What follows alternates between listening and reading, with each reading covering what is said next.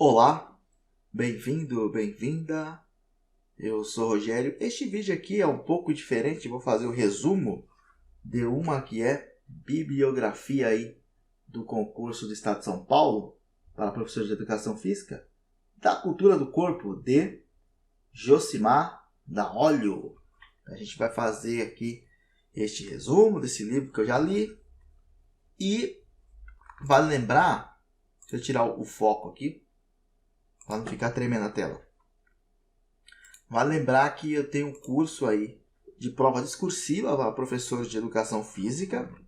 Está na descrição do vídeo. Custa apenas R$50, tá bom?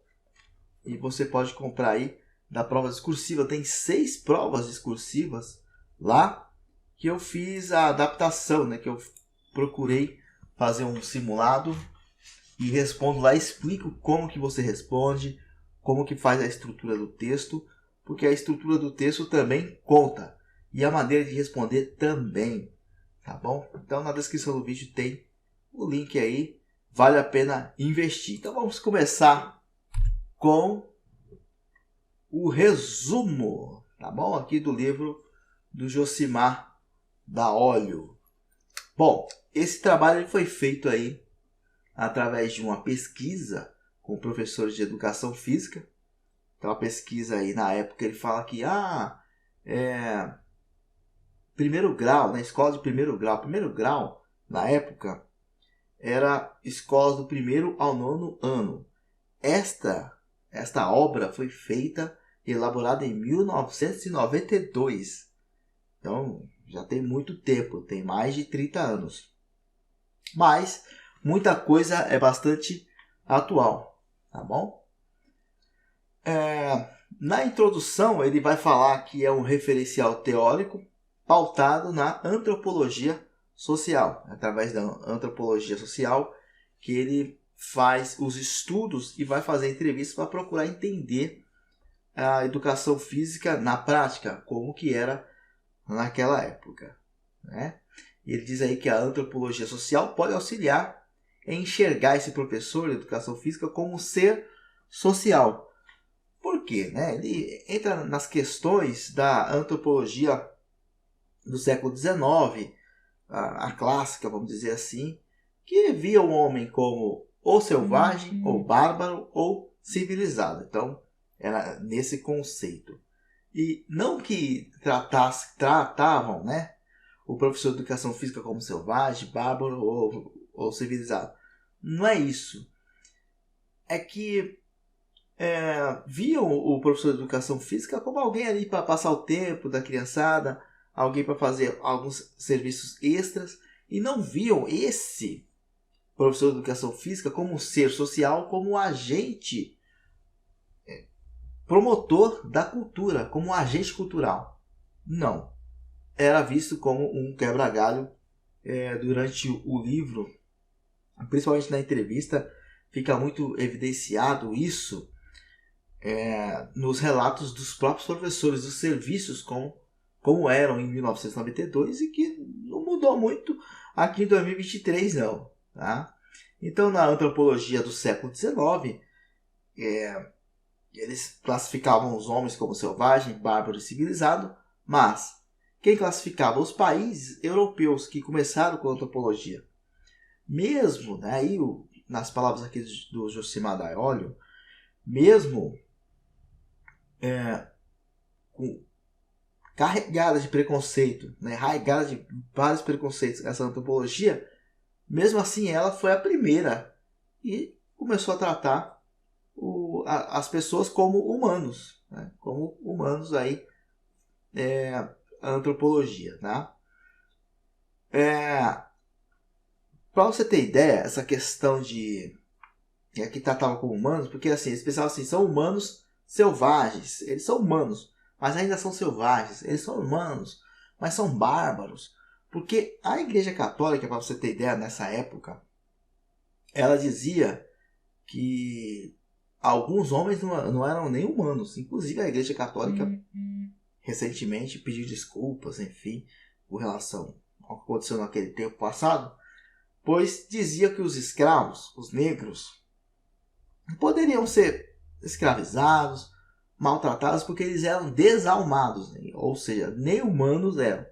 Então, a antropologia veio tratar das pessoas como humanas. Então, como tudo evolui, e foi evoluindo, aí veio a antropologia social, já no século XX, que vai trabalhar aí com todo mundo sendo civilizado. Não tem mais essa questão de selvagem, de bárbaro, não. Todos são civilizados. Inclusive tem uma passagem interessante do livro que diz o seguinte: a antropologia nos ensina a evitar qualquer tipo de preconceito, uma vez que todo comportamento humano, por possuir uma dimensão pública, não pode ser julgado por meio de conceitos implacáveis como bom, mal, certo ou errado. O entendimento de qualquer atitude humana. Tá, esse aqui é o primeiro ponto. Acho que essa parte do livro é a parte mais difícil. Uma das mais, eu achei a parte mais difícil, a introdução e o capítulo 1, né, que trata da antropologia. Aí veio o capítulo 2, que veio falar um pouco sobre a construção cultural do corpo humano. Aí, nessa parte, há um entendimento de que o cérebro ele também é influenciado pela cultura. Então, houve uma evolução do cérebro pelo próprio avanço da humanidade. Então, os meios, a cultura, faz com que o cérebro tenha a evolução, tenha a adaptação, vamos dizer assim, influenciado pelo meio cultural. Então, teve os avanços cognitivos. Tá? Essa parte trabalha com isso, de que aí já começa a pegar um pouco a questão do livro. Então, a cultura sempre influenciando ali o corpo, a mente. Então, atualmente, durante a passagem da Óleo, ele comenta que há poucos instintos primitivos no homem moderno. É verdade. A selvageria, a necessidade de sobrevivência, enfim, muito do que é selvagem no homem tá pouco, tem muito pouco. Mas, claro, em situações extremas, o instinto de sobrevivência acaba falando mais alto. Mas na modernidade, atualmente, isso é bem menor. Tá? Então, uma passagem interessante diz: não dirigido por padrões culturais, o comportamento do homem seria virtualmente ingovernável. Um simples caos de atos sem sentido e de explosões emocionais, e sua experiência não teria praticamente qualquer forma. A cultura, a totalidade acumulada de tais padrões, não é apenas um ornamento da existência humana, mas uma condição essencial para ela, a principal base de sua especificidade. Então imagina, sem a cultura, o homem estaria atualmente vivendo aquele tempo de selvageria ainda. Então, a cultura faz essa influência aí e ajuda na evolução humana. Tá? Então ele diz, então a natureza do homem não é exclusivamente biológica, ela é também cultural. Então não é só a parte biológica, a parte física, ele vai sempre colocar a questão cultural influenciando nas atitudes humanas. Tá? Então ele diz que aí o corpo é fruto de interação, natureza, cultura. Toda a prática institucional que envolve o corpo humano deve levar em consideração o contexto social em que ele habita. Então aqui que começa a entrar a educação física. Você vai dar aula de educação física, você tem que levar em consideração o contexto social. O que acontece na comunidade, que tipo de práticas corporais eles mais gostam, o que eles estão acostumados, o que eles conhecem. Eu tenho que levar em consideração o que eles já trabalham e o que eles sabem para poder iniciar os seus trabalhos. Então, não pode desconsiderar o contexto social. Não adianta você querer passar alguma atividade esportiva que eles não têm a menor noção, nunca ouviram nem falar, sem essa investigação. Por exemplo, você vai passar um golfe. Será que o golfe, para aquela comunidade, faz algum sentido, né? Se você vai passar golfe na educação física, é possível que eles comecem a querer jogar taco. Então, não é que aí você pensa, é disciplina. Não, não é disciplina. É não ter o contato com o golfe, não vivenciar o que é o golfe. Então, este aqui é um exemplo. Aí vem o capítulo 3, que é o trabalho de professor de educação física. Eu confesso que quando fui ler, eu comecei pela entrevista para entender, porque no meu entender, gente, a entrevista é a principal parte, que é o que todo mundo fala, enfim, os youtubers aí, e professores, claro, comentam da entrevista, e eu fui ver. E é muito, confesso que é gostoso você ler as entrevistas que eles fizeram, porque muita coisa você acaba se identificando como professor de educação física, até mesmo como professor polivalente, né? Então, capítulo 3, o trabalho de professores de educação física. Então, ele foi fazer entrevista. Inicialmente, a ideia era entrevistar 20 professores, 10 que atuam na periferia e 10 na classe média, somente de escolas públicas municipais.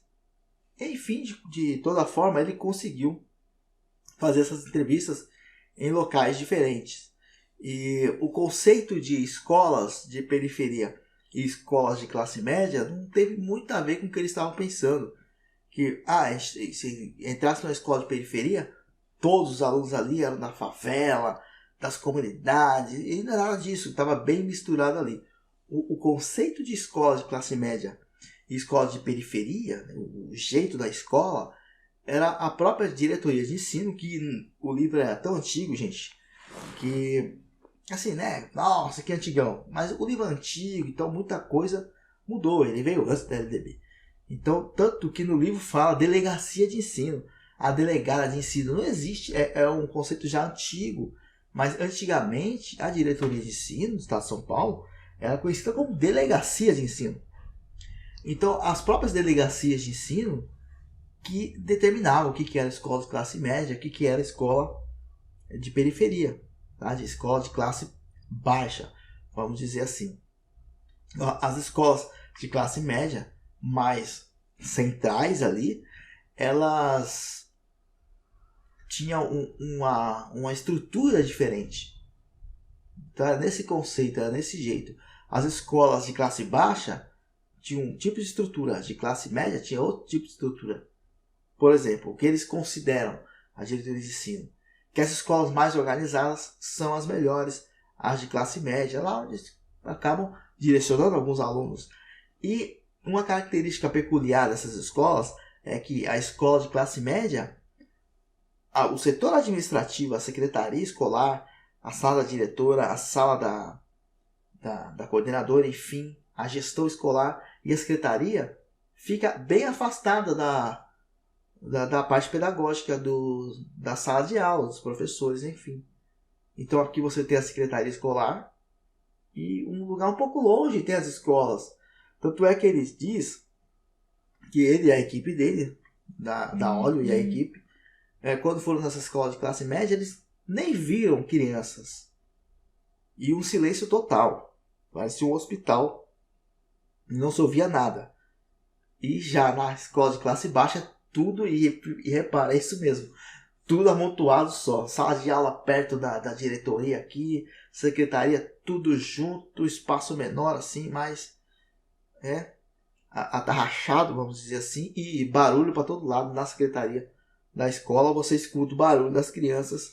Então essa observação que ele fez aí do conceito de escola de classe baixa e escola de classe média, ela tinha muito mais a ver com a organização. Então, para fazer entrevista, Josimar e a sua equipe tiveram dificuldades em entrevistar os professores por conta da organização das escolas. Que era, não tinha como, tinha escola que não tinha como saber o horário que o professor ia dar aula de educação física. Naquele tempo, a educação física não era obrigatória, então não entrava como uma disciplina. Então tinha escola que não tinha horário, eu não sei quando que o professor vem, parecia que é tipo meio freelancer, o professor ia lá de vez em quando, era um negócio assim meio esquisito. Então eles tiveram um pouco de dificuldade inicialmente de fazer entrevista, mas depois eles conseguiram, enfim, sim, fazer entrevista. Obviamente o livro foi lançado. Esse negócio da educação física em 1992 era tão clandestino que nas formações HTPC, ou HTP, enfim, RP, ou RPS, não importa a sigla, é a formação do professor. Nessas formações pedagógicas, o professor de educação física não participava. Hoje é diferente. Ele participa, inclusive em algumas prefeituras tem a formação pedagógica específica para a educação física. Tá? Então, os entrevistados foram 10 professoras e 10 professores. O ano de formação deles foi 1970 e 1980. Então você vê que quem foi formado nessa época tinha aquele conceito do alto rendimento. E trabalhava muito com esporte. Se você pegar o livro para ler, vai ver que eles falavam muito sobre esporte. Então não tem eles falando da brincadeira, da dança. Você vê em poucas passagens. Então foram formados naquela ideia de esporte, de alto rendimento e tal. Né?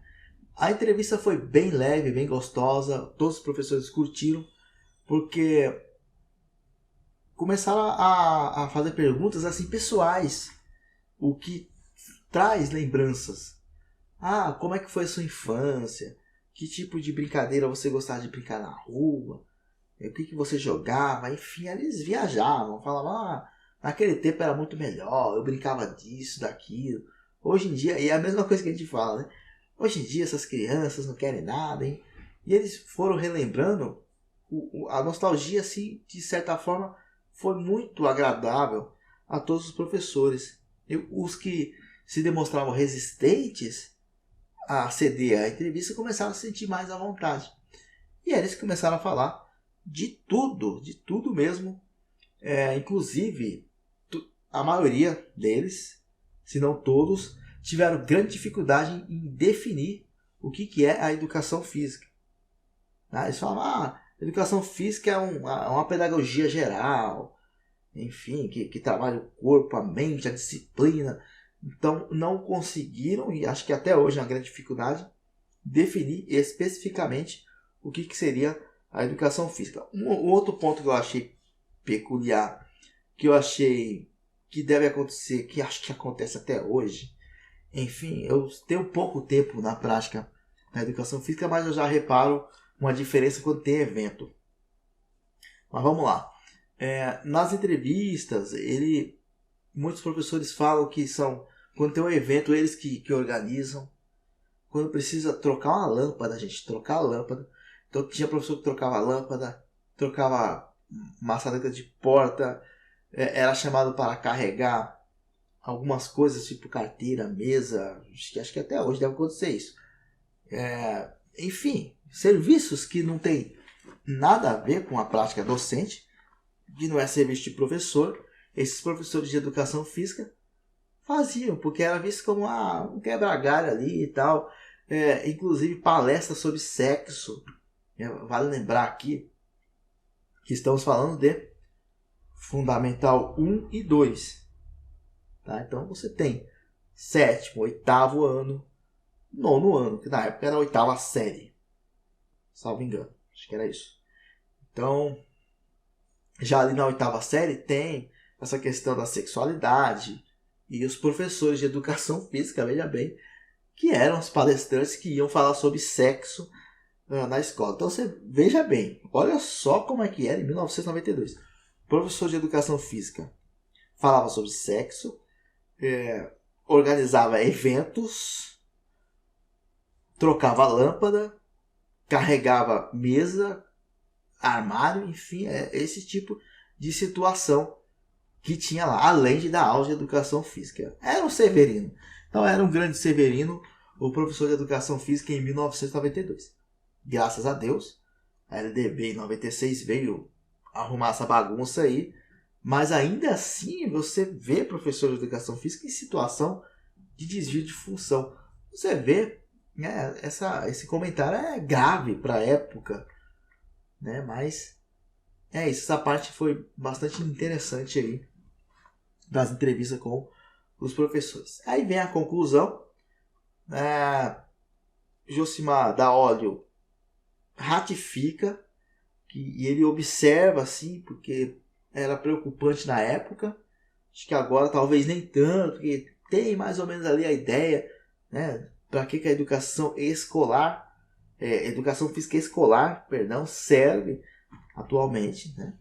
Então o professor de educação física ele observa que não tinha uma definição. Os professores de educação física não sabiam definir o que era a educação física. Então ele vem com essa ratificação. E depois vem também comentando que a educação física ela é diferenciada das outras disciplinas mesmo. Que os alunos, inclusive o semblante deles mostra uma satisfação, uma alegria em ver o professor de educação física. Então é uma situação privilegiada trabalhar com o corpo e que as crianças gostam mesmo.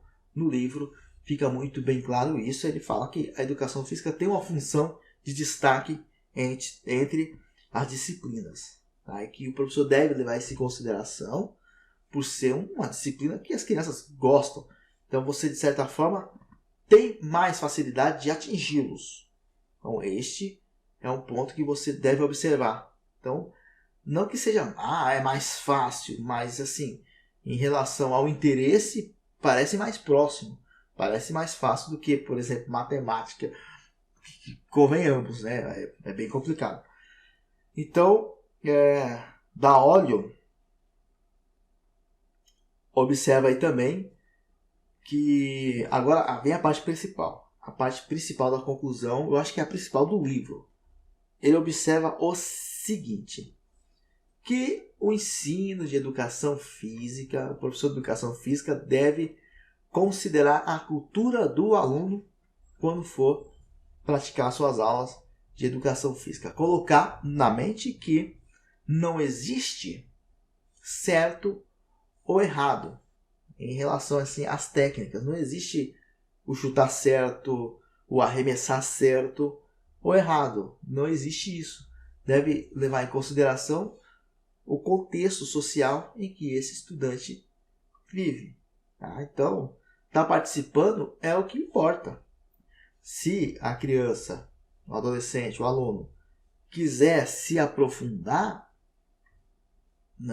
em algum determinado conteúdo, aí procura outras instâncias, né? Não vai ser a escola que vai ensinar o que é certo e errado. Por exemplo, futebol, quero jogar futebol. Tá certo, na escola vai ter o início, vai mostrar o que é o futebol, mas o professor não tem que dar o futebol pensando em que eles chutem de maneira correta, que eles... Não, é apresentar o esporte. E aí, se a criança se interessar, quiser partir para o esporte mesmo em alto rendimento, aí tem que procurar uma escolinha, alguma coisa que não seja a escola, porque a educação física escolar não é para isso. Então, não é alto rendimento, não existe certo e errado, e nas aulas de educação física você deve levar em consideração sempre a contextualização dessa criança, né? A contextualização aí, no caso social, né? O meio que ele vive, dessa criança, desse adolescente aí. É isso, gente. Basicamente é isso que eu tenho a dizer aí desse livro, que eu comprei aqui especialmente para mostrar para vocês. Vamos ter a versão digital, a impressa, e tá aí, mais um livro para a coleção. Gostei de ler, embora não seja um livro tão atual, mas cai no concurso público do Estado de São Paulo. Achei interessante começar por ali, tá certo? É isso. Mais uma vez, quem quiser comprar o curso de prova discursiva, tá na descrição do vídeo o link. E uma coisa importante, quem tem meu curso já sabe, não fala para ninguém, mas eu fiz uma questão sobre esse livro aqui, tá? Educação Física, sobre o Josimar Daolio, ou Daolio, o que você acha? Acho que é da óleo. Muito obrigado, até a próxima. Valeu!